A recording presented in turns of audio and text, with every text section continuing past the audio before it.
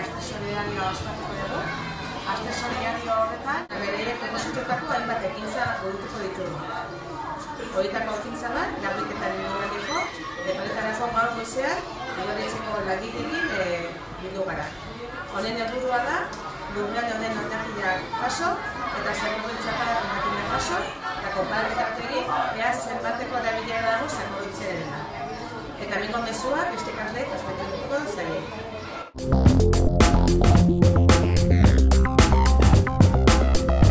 Este urtean eutxoko solidario bat, eta gaurkoizen ari ez ikutzea natxarteleko partea garbitzen, non da aste oso bat garbitu gabe, eta hileuna izan da taldetan sailkau, bai azbernietako taldetan, eta hileuna izan da partea garbitu. Adiez batzuk ez zuten, zakarrontzerako zaborra hartu, beste atzu partean duen launa.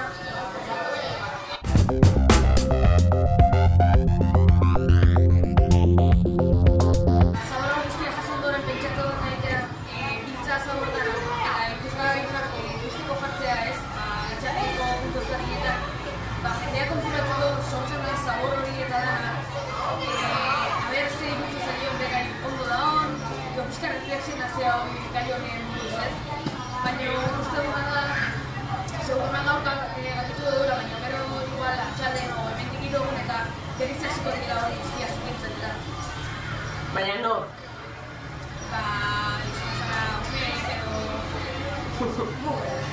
Eta zergatikoa ezeate zakarrontziraino iristen?